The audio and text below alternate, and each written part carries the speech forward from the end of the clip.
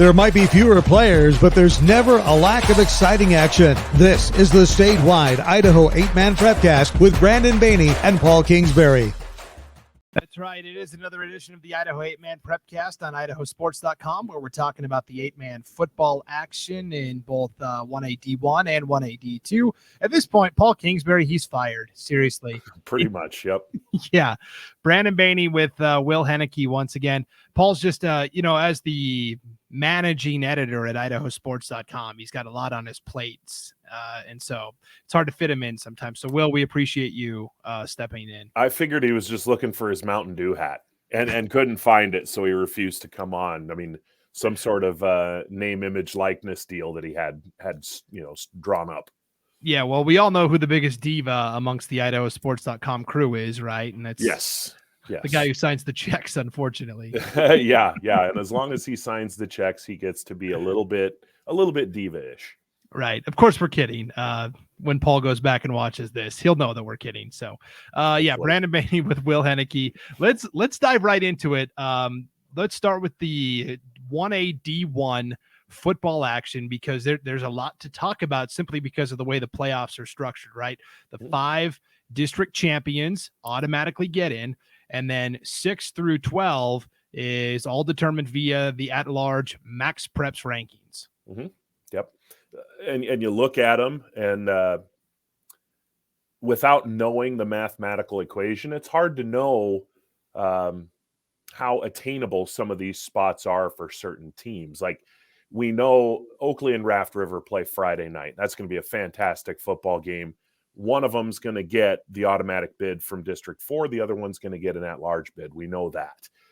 When you get a little further down the list, that's where it gets a little bit more complicated. You look at, I'm trying to figure out, and again, it's not questioning, it's a lack of understanding, how Wilder at 5-2 is below Lighthouse Christian, Clearwater Valley, Glens Ferry on the MaxPreps rankings. I mean, it could make perfectly logical sense if you know the formula, but you don't. So you don't know, for example, if you really map it out, it looks like you have Genesee, Potlatch, Clearwater Valley, who are somewhat battling for 2 spots. Genesee's record is much better. So what is it? Strength of schedule? Is it head-to-head? How does it all factor in? And that's what we don't know. And then you get into some of those wild cards, which we can discuss further. But I mean, if you're Lighthouse Christian, you love the fact that you haven't won a game yet, but you're still in the conversation. You know what I mean? You still have a chance. You got to win a game. You probably need some help. And I don't know what form that help would need, but it makes for good fodder for guys like you and me to talk about. And it's good incentive for some coach saying, hey, let's improve our spot here. We're not locked into this line on the sheet. Let's improve our outlook. Yeah, I think all I've figured out with the MaxPreps ratings thus far is it is better to play good teams and lose than it is to play quote unquote softer teams and win, but only at your level. So, for example, like notice earlier this year played 1A D2 Horseshoe Bend, which we know using the eye test, Will, is a really good football team. Correct, yeah. The computer doesn't recognize that. The computer says, oh, they're 1A D2. You're supposed to win that game because you're 1A D1, and you didn't. You're going to get penalized for that. So it's a strength of schedule, but it's also an expected outcome algorithm as well. And that's really that's the only reason I can think why Lighthouse Christian, because they've played Oakley and Raft River, and they played at the 8-Man Classic. It's the only reason I can think of why they're ranked ahead of like a Wilder, for example. And head-to-head wins don't mean anything, because when you look at some of the other classifications, like in 4A and 2A, you have teams like last week, Declo lost to Nampa Christian head-to-head, yet was 5 spots ahead of Nampa Christian in the MaxPreps rankings. The same thing is happening with Hoenike right now at the 4A level. A team they beat earlier this year is ranked ahead of them in the MaxPreps rankings. So head-to-head doesn't seem to factor in. So it's really, you mentioned it. There's no, it's like getting the gold out of Fort Knox. Nobody knows how to do it. Nobody knows how it works. And we could sit here and talk for 4 hours about all the possibilities. It makes your head spin a little bit. It does, and it's easier said than done. And we'll stick with the Wilder example, because at 5-2, barring a win over Notice this Friday, which would win them the Western Idaho Conference and would secure them seed 3A, I don't see even at potentially 5-3. I don't see them getting a high enough rating based on MaxPreps rankings.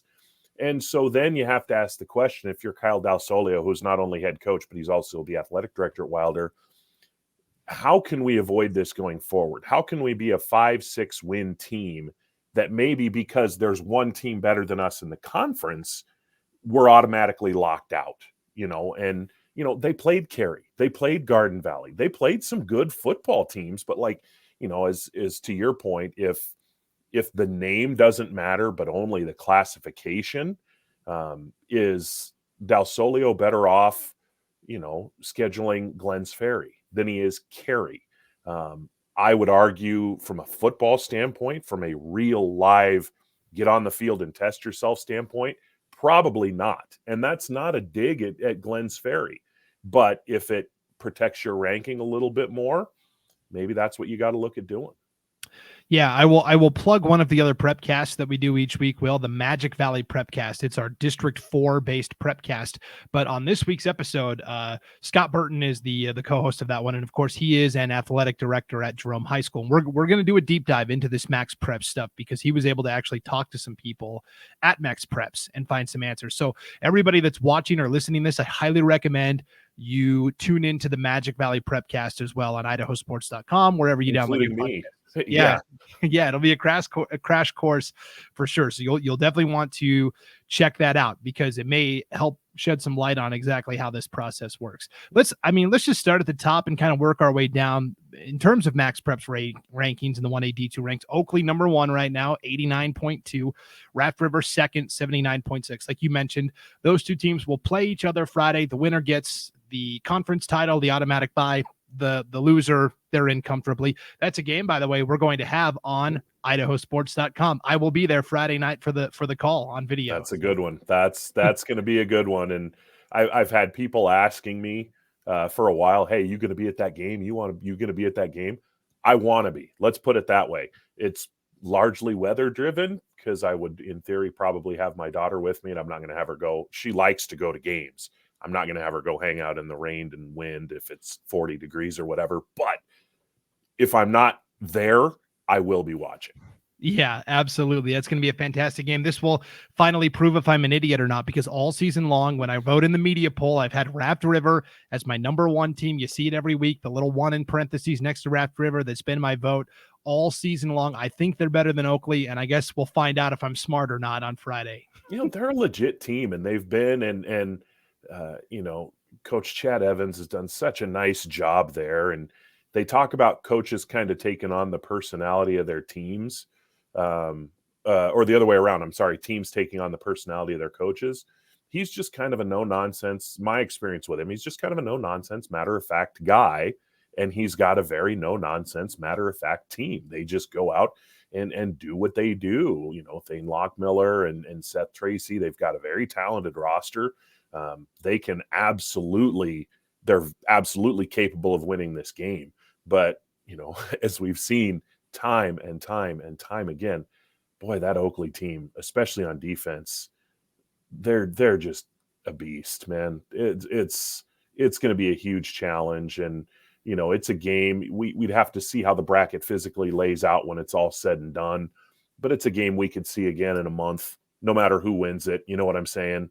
I wouldn't be surprised to see either of these teams playing well into the month of November. Yeah, I think it could be a potential Final Four, Final Two preview for sure. And it's not, Oakley is very good too. I think Raft River is just a nudge better, but Oakley, obviously, people think I hate Oakley. I don't. They're all obviously very talented as well. So those are the top two. Butte County is currently 3rd in the MaxPreps rankings. at 68.7. Prairie is fourth at 65.3. Prairie wrapped up the White Pine League. They're going to get that first round bye. Lapway is fifth at 49.2. Grace is sixth at 47.0. I feel like those six are all pretty comfortably in. Butte County and Grace will play to determine who wins, just like Raft River and Oakley, but Correct. Whoever loses is in. That's a good top six. Yep. No, I completely agree with you. And after that, and I think win or lose, the next team on the list would be Notice from District 3. I think even if they fall to Wilder, I think they're pretty safe. Obviously, if you're Joe Woodland, if you're a Pirates player, you don't want to roll those dice because without knowing the formula, you don't know for sure. But I think that they're, you look at their number, they're sitting at 45.5, and you go down to some of those teams that are battling for those last few perceived at-large berths. They're in the low 30s. I don't know, but I wouldn't think that a loss to a 5-win and then 6-win Wilder team that would then be a conference champion as well, I don't think that's going to ding you 15 points. I wouldn't think, but we don't know. I will tell you that there's going to be a lot of Notice fans on Friday, because if Wilder does win and defeats Notice, then Wilder, it's like March Madness. Wilder is stealing a bid from one of those teams up north, possibly that's fighting for the final playoff spot. So the easiest, cleanest way is Notice gets a win, but obviously we'll have to see how they do against Wilder. They're 7th in the current MaxPreps rankings. And then here's where it gets interesting to me. Murtaugh at 8, 41.9. I think they're pretty solidly in, and they're actually finished with the regular season. They have a bye this week, so it'll be interesting for Coach Jensen and the Devils to kind of just sit back and scoreboard watch and try and figure out how this thing's going in real time. Yeah, see where they're going to go. I mean, because you wouldn't think, again, at 41.9, they're not going to suddenly drop that far by not playing. So I think they're in. It's just a matter of where they wind up when that bracket, and it's, not March Madness style, but when that bracket gets unveiled, which line does Murtaugh see their name on? Where are they going? Who are they playing? What's the path? And they've had a pretty good season. They ran into a couple buzzsaws mid-season when they played some of the best teams in the state, but they've also had some really nice wins. It's a good group. Yeah, it can be easy to get lost in the shuffle of the giant shadow of Raft River and Oakley, right? That's what happened to Lighthouse last year, and Lighthouse Christian ended up making the semifinals. So correct. Yep, you never know. Okay, so we've got 8 of 12, I think, are solidly in, and then we enter what I call the bubble, where it's not a guarantee that these next handful of teams are in. So there's basically 3 bids up for grabs, because the District 1 champion, which isn't ranked in the top 15 of MaxPreps rankings. Correct. Somebody's going to win that league up north, Lakeside and or Wallace. They're playing each other Friday. And if Wallace wins that game, because they play head-to-head twice. Yep. Lakeside won the first one. If Wallace wins the other one, that sets up a tiebreaker situation. And back in, July maybe, when I talked to head coach Jared Young of Wallace, and I asked him, what is the tiebreaker? He just kind of went, I don't know. Is it if it's 1-1, it can't be head-to-head. So I said, is it a point differential? Do you come back and play a tiebreaker on Monday? And he said, he goes, I don't know. I'm not entirely sure. And he indicated he wasn't entirely sure it had been decided. So we don't know which way that goes. That's a situation where Lakeside, the Knights have been beat up a little bit. Vander Brown missed some time, and then Wallace has been a team that is just, they've taken baby steps and they've gotten a little bit better over the course of the season. Landon Streeter up there has had a really nice year. So whoever wins that game, if Lakeside wins, they're in. If Wallace wins, we may not know immediately when the game ends which of those team goes. But you're right in that if you go by the MaxPreps rankings, they are 2 of the lower ranked teams, and it's probably because they don't play a lot of D1 teams. There aren't a lot of D1 teams up there for them to play. And that's, neither here nor there. They play a lot of Division 2s. They play out of state. They play who they can play. And one of them is going to be playing postseason football. Well, I think Clark Fork and Mullen both are better competition than maybe a 1A D1 team they would pick up somewhere else. I would agree. I mean, unless they're playing, Prairie or Lapway or someone like that, you're probably right. Those are two good football teams. And, we'll use Wallace as an example. Why wouldn't you play Mullen 10 minutes down the road? Why wouldn't you play them? You should play them.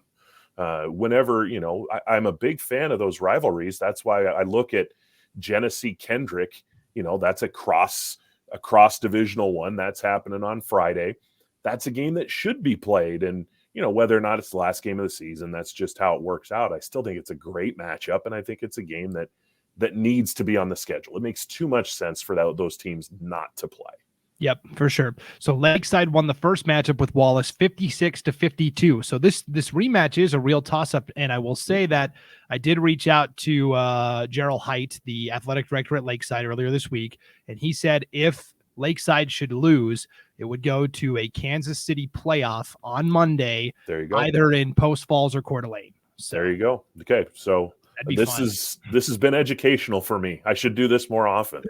Yeah, well, it's been crazy. On Monday, it's awkward because I have to email all these athletic directors and say, hey, I know your team is probably going to win, or, I know you don't want to think about if your team loses, but if it happens, what's the situation here? So, yeah. And they've got some explosive talent on that Lakeside team. They don't have a ton of depth, but they've got, with Vander Brown and with Tucker Sanchez, they've got some kids who can really play.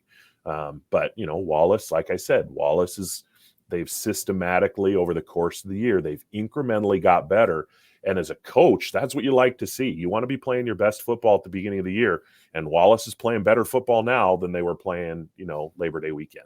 Yep, for sure. So with the champion of district, one up north, along with the 8 we just mentioned, Oakley, Raft River, Butte County, Prairie, Lapway, Grace, Notice, and Murtaugh. That's 9 of the 12 playoff spots. So you've got 3 teams fighting, or 3 spots available for all the teams that are fighting.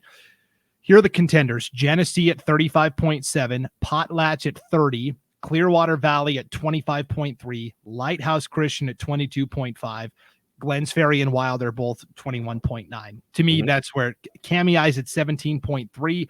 I don't think there's enough volatility in the rankings that Kamei with a win would swing into a playoff spot. I think they're too far behind. But again, we don't know with this MaxPreps rankings. Yeah, and all those teams you just mentioned, every single one of them is, calling their best friends in Notice saying, hey, take care of business. We want 3 spots available, not 2. I think Genesee is probably safe, just because, again, they play a Division II team this week. They play Kendrick. I don't know that their name drops much with the loss. I don't know. But you get down into Clearwater Valley and you get down Lighthouse Christian and Glens Ferry. If I'm not mistaken, Kamei plays Clearwater Valley. So there's probably a fair number of people in both Twin Falls, aka Lighthouse Christian, and Glens Ferry that are big Kamei fans right now. Knock Clearwater Valley down a peg and maybe open up that spot. And if I'm not mistaken, those 2 teams, Lighthouse Christian and Glens Ferry, play each other. So that's a de facto elimination game that ultimately may not matter because, like let's say Wilder wins, and then that bumps Notice into an at-large pool. I think at that point, Colton Potlatch are pretty well set at 11 and 12, if you will, not literally, but in the listing of 1 to 12.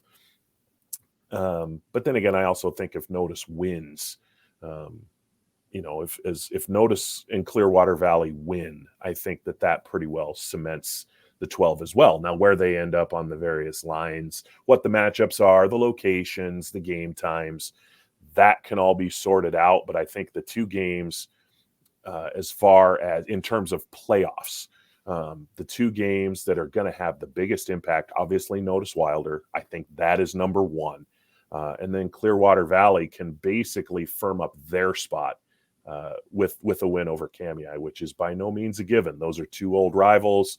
Kamei, they can jump up and bite you if you're not careful. They've got some good players there too. So that is by no means a certain thing. But if they can take care of business, I think that they kind of lock their bid. I will say it's going to be very nerve-wracking for Genesee and Potlatch. Genesee plays Kendrick, where Kendrick's a good team. That game could go either way. Very good. If Genesee wins, I was talking about earlier, the computer only recognizes that it's, oh, hey, it's a 1A D2. Well, it's a really good 1A D2. Yeah, but one of the best ones in the state. Right. So I don't know how much that helps them if they win. If they lose, it could ding them because, hey, it's a 1A D2. You're supposed to win that game. And then with Potlatch, they're playing Lapway, which is going to be a difficult matchup for Potlatch. I will say that I think they're both in, but if for some reason, let's say they both fell, and because of this MaxPreps rating, they get leapfrogged, there's going to be a lot of angry people calling, I think, the IHSAA office. Yeah, and think being the operative word there, Brandon. I mean, we don't know because let's say, and I'm just using them because they're currently higher on the line. Let's say Wilder beats Notice, so now we've eliminated one at-large spot, and let's say that Lighthouse Christian, plays Glen Ferry and takes them out behind the shed. And then, like you say, Genesee loses, Potlatch loses. Do the numbers fluctuate enough where Lighthouse Christian can then jump up and maybe steal that last spot?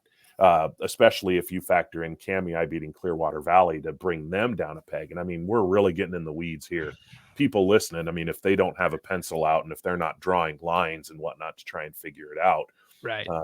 There are some scenarios. I think the bottom line is there are some scenarios where things get very confusing. And I think you're right. I think, Potlatch is in probably the most tenuous spot among the bubble teams because Lapway's good, man. They are good and they are fast and they are talented and they are athletic and they can get away from a team really fast. If Potlatch doesn't come out and play well, it could go not real well for the Loggers on Friday night. I don't expect that to happen, but it could. And then you're right. There's a little bit of a state of flux there where you kind of have to, hold your breath a little bit and just kind of check those results. And okay, how did Notice do? How did Clearwater Valley do? Is anybody primed to maybe make a little jump here? And that's where for Ryan Ball and his staff and his players, you want to just avoid that by taking care of business and getting the win. That's the easiest way. You never want to put your outcome, your fate in someone else's hands. Yeah, especially a computer's hands that doesn't have logic or reasoning. So correct. There is no eye test with a computer. It's a mathematical formula, and whatever that formula is, we can debate that, until Christmas becomes July. You know what I mean? And it can just go on and on and on and on forever. But the teams, I think the teams that can win if they do. I think there's a straight path of how this resolves itself fairly conflict free. And Wilder fans won't want to hear it, but it includes them, not beating Notice on Friday. It includes Kamei not beating Clearwater Valley. I think that's the quote unquote cleanest, simplest way for the 12 in Division I to set themselves. Yep, I agree with that. So on IdahoSports.com Friday night, we will have the Oakley at Raft River game video coverage. You'll definitely want to tune into that, but we'll also have audio coverage of the Lapway at Potlatch contest. So you can listen along and find out, how the Loggers are doing and how their playoff fate is handled in real time on IdahoSports.com, 7:00 kickoff Friday night. So yep, those are the big games on the schedule. All right. Let's take a break. We'll come back, and now we get to the easy part. The 1A D2 is where it's almost pretty much set at this point, but we'll step aside and hear from our sponsors, the Idaho Division of Public Health, and then we'll be right back here on the Idaho 8-Man Prepcast on IdahoSports.com. It's time to start planning for back to school. That's why I got my kids vaccinated for COVID-19. Kids 12 and older can get vaccinated. The vaccines have been researched and tested. They're safe and they work. And I hope everyone will choose to get vaccinated too. Back on the Idaho 8-Man Prepcast, IdahoSports.com, Brandon Baney with Will Hoenike. Let's transition into the 1A D2 ranks where, unlike 1A D1, it is all predetermined bracketing. This league gets this many bids. This team will be seeded here if they finish first place. So it's a lot easier to break down, Will. I was kind of mathing it out before we sat down to do this, and I made sure to use one of these instead of a pen because I think we got a pretty good idea outside of one spot, and that is Seed D out of District 4, where Hanson and Camas County are playing Friday and the winner will claim that 4th spot. The rest of the teams appear set. It's just some of the seeding is yet to be determined. Right. If we just move district by district, District 1 up north, Mullen St. Regis has had that spot wrapped up for a couple of weeks now. They will get a first round bye, and then they will travel to whoever wins between Cary and the second place finisher from District 3. We won't get too far into the bracket yet. We'll just tell you who clinched. Mullen St. Regis is in from District 1. District 2, Kendrick has won the league. They get a first round bye. Last week, the big game was Timberline defeating Lewis County in a very high-scoring affair. Crazy game. Yeah, crazy game. Timberline wins by the final score of 78-66, and for the second straight year, the good people of Weep are going to be celebrating in the playoffs. Yeah, the Spartans had to overcome some COVID issues earlier this year, but credit to Coach Christopherson and his group. They battled through and they got in. Parker Brown, man, what a game he had on Friday night, and they're it's not going to be easy. They're on that line where they'll be playing Cary. That's not a fun opener by any stretch of the imagination, but I guarantee you they would rather do that than be turning in their equipment. Yeah, I was texting Lewis County coach Monty Modrell on Friday night about the game, and he kind of tongue-in-cheek jokingly texted me back and said, yeah, I guess we just didn't want to go play Cary. Oh, man. And that was, reading the Lewiston Tribune's write-up on it and whatnot. Ty Hambley had a tremendous game for Lewis County, and it's how often are you ever in a football game going to have 42 points at halftime and be behind? But that's where Lewis County was, and it was a crazy game. Both teams playing for the right to basically keep playing past this week, and credit to the Spartans, credit to Timberline. They found a way to get it done. Yeah, this is such a great story. They didn't even have a program a couple of years ago. They've had to rebuild this thing from the ground up, and now here they are. Coach Christopherson bringing the Spartans into the playoffs second straight year, so they will represent District 2 along with Kendrick. District 3, there are 3 bids available. Garden Valley is locked into that 3rd slot, and the champion will be decided Friday night when Council plays Horseshoe Bend. Horseshoe Bend has been fantastic all year, but if you look at Council, they got beaten by Notice in week 1. Horseshoe Bend beat Notice. So if you want to play transitive properties, why bother playing the game, but circumstances are what circumstances are. Since that game, Council's defense has given up exactly 12 points in 4 of the 5 games that they've played. So if that defense can show up, and it ain't going to be easy because, man, Horseshoe Bend, with Colton Meyer, with Blaine Meyer, with Kalen Jones, with all the players that they have, they're an explosive offense. The key, in my opinion, my expert opinion, Council's going to have to make some stops. They'll score some points, but if it turns into a shootout, if it turns into Timberline Lewis County, advantage Horseshoe Bend, in my mind, no question about it. Council is going to have to get some stops. If they can keep Horseshoe Bend in the 20s or 30s, they got a shot to pull the upset and win the long pin. Winner of that game will travel to Kendrick for the quarterfinal round. The loser of that contest gets a first round home playoff game. They're on the same side of the bracket as Cary, though, so that's kind of problematic. So big game there. In District 4, speaking of Cary, they win the league with their closest game of the season thus far. That was the big matchup on IdahoSports.com. Castleford taking on Cary.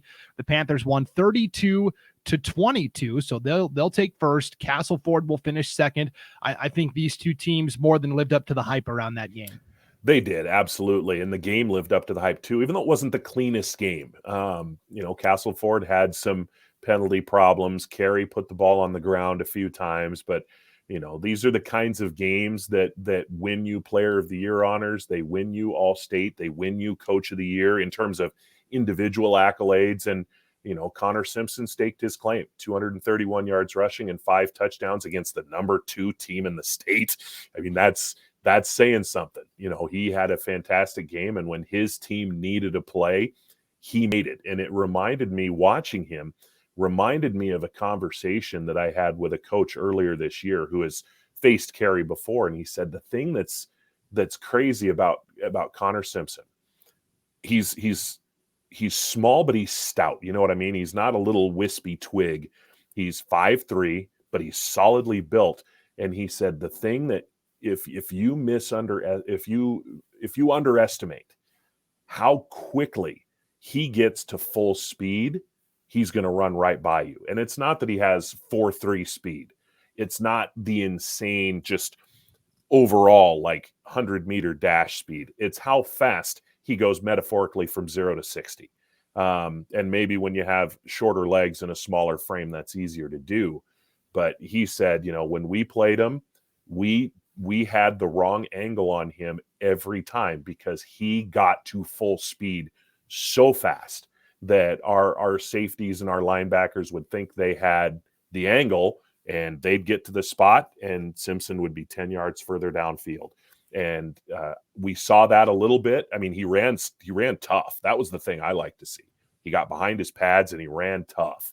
But when he got a crease, he blew through that crease so fast that you had to be thinking 10, 15 yards downfield as a defender, or else you didn't have a chance.